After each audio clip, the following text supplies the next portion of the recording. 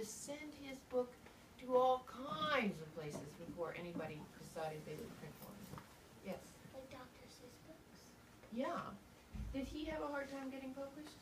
Yes. Yeah. He might have sent it a lot of different places before somebody said, yes, we love that. Fran, tell them about your house, well, before you got your new house, but your other house where you had your walls papered.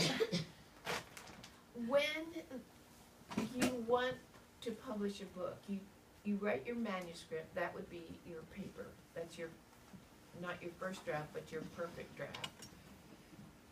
You send it to Little Brown or Disney or Hyperion or some publisher that you think would publish books like yours. And you write a letter with it and you say, dear publisher, this book does this, that, and the other thing. I think kids will just love it. I think everybody will buy it. Here it is. And usually the publisher will send you back a letter and you put an envelope in it with a stamp on it so that they can write you back and it won't cost them any money. They can just write you. So what Ms. Mullins is talking about is I got so many rejection letters. Rejection meaning the opposite of acceptance. They are rejecting. They are saying, oh, please, we don't want anything to do with this. They're usually more polite than that. But there was a room over our garage, and I started down this wall. I just covered the wall with rejection slips. And then I started across the next wall, and then across the next wall. How do you think it feels to get a rejection letter? Good, bad? What do you think? What do you think? Yeah, what do you think? Bad? Yeah, really bad. So, and also, and a little bit mad too, like why can't these people see how great this book is? And I still have books out there that have not been published, that I think are good. I mean, they're better than this, I think, but, yes. Do you know how many books you wrote in your lifetime?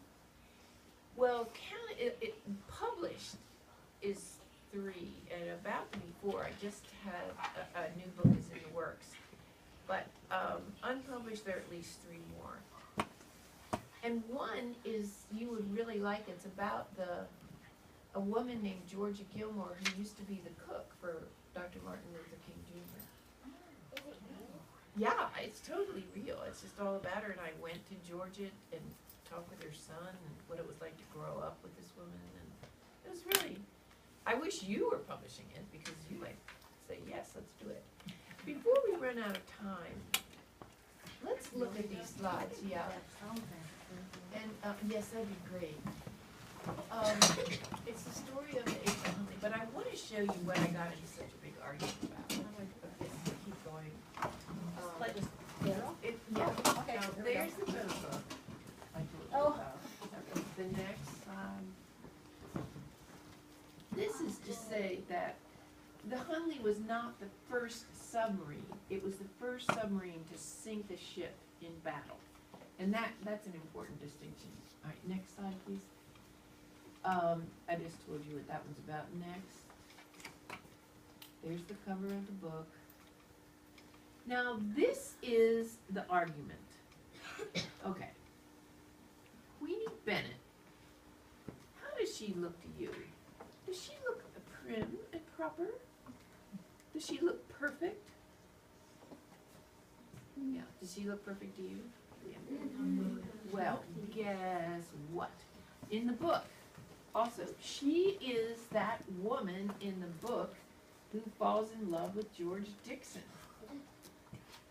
Give me a break. But she is the one, and she, in my book, in this book, because of the editor, she is made to look like she is the most perfect young woman of the Confederate South. And that is just plain not true. When Queenie Bennett was 16, the Yankees came to her town in Mobile, Alabama, and they put up the Yankee flag, the Union flag. She was not happy about it, to say the very least, and she got some of her friends together.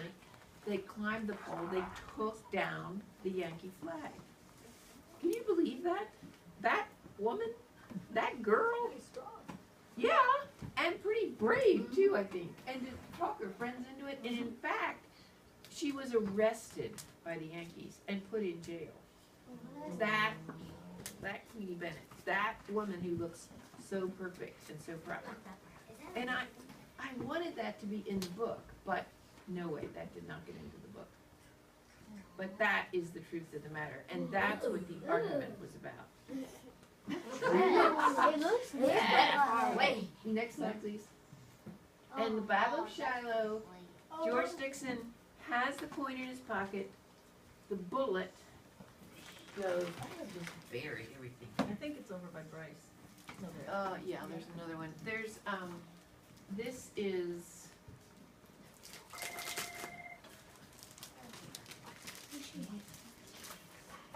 you can buy these, when you go to see the Hunley, you can buy these things, but, and you can see that it's bent. Because when the coin hit it, it bent it. But because, and it says all this in the book, but because the coin, because the bullet hit the coin stopped the bullet from going through George Dixon's leg. And in fact, it's still got stuff on it, fragments of the bullet or the coin are stuck in George Dixon's bone, and they found that out when they raised the Hunley. Yes. Is that real? This is a replica. This is not the real coin. And when you go to see the Hunley, you'll see it. It's in a sort of a plexiglass ball that's up high, because it's priceless. There just isn't any price you could put on it. Literally priceless. So then George Dixon, let's keep going. He can't go back to battle, so he helps to build the submarine. Keep going, please. There, keep going, please. And then there's a bad problem in Charleston. The South is about to lose the Civil War, and Charleston is blockaded. Now let's say I'm Charleston, you are the blockade. All of you are Union ships, and you're doing your job extremely well. I can't get any food, I can't get any fuel, I can't get in or out, nothing. You all are so good. But what if there was a ship that could go underwater without being seen, and it would, in the night, it would just come around, and in this case, it picked off the ship that was farthest away from help, and it came under the water and kapowie! This is nothing personal, but it just blew you to smithereens. That was it. Now, would that be cool? No. Well, it would be cool for the South. It wouldn't be cool for the people on the ship, and it wouldn't be cool for the Union Army, but it would be very cool for the South, because since you were blown up, are the rest of you going to be a little worried? Yes. Yeah, I would hope you'd be a little worried. So that was why, can we still be friends? That was why they sent the ship to Charleston, is to start this blockade. To break up the blockade. Next slide, please. So George Dixon goes to Charleston. He takes his coin. He has to talk General Beauregard into letting him do this. You would think General Beauregard would say, yes, go for it. But the ship the Hunley already sank twice. And you read about that. And even with Horace Hunley on it. So there, they start out from Sullivan's Island. Next slide, please. You can see the Housatonic out there. That's the map. Next slide, please. They're loading up. The Hunley is very, very long, but it's very skinny. It's about as wide as I am. So those men are going through that hatch. Next slide, please. They have to propel it with a hand crank. Next slide, please. There they are. That was from the movie. Next slide, please. Next slide, please. That's just the covers on the lights. That was the Housatonic. And if you ever see a comparison The Hunley was only about that long compared to the Housatonic. But did that matter? No. No, it didn't matter. Size did not matter here. All right, so Robert Fleming was a free black man who was in the Union Army. He recognized the ship because spies had told the Union people what to look for, but no one paid attention until it was too late. Next slide, please. And so the Hunley got to plant its 135 pounds of black powder. You know, you think about a firecracker, it's just tiny, maybe a part of an ounce. This was 135 pounds. That's a lot of powder.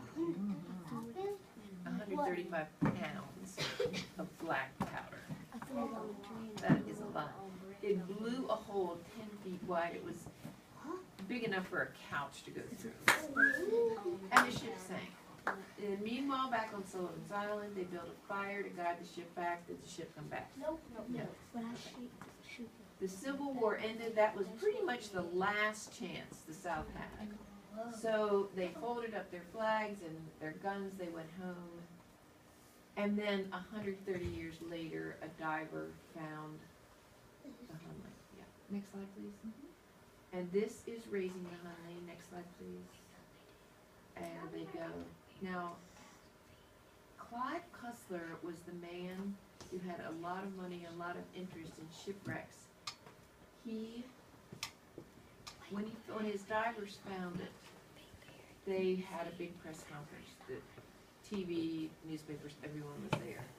And they said,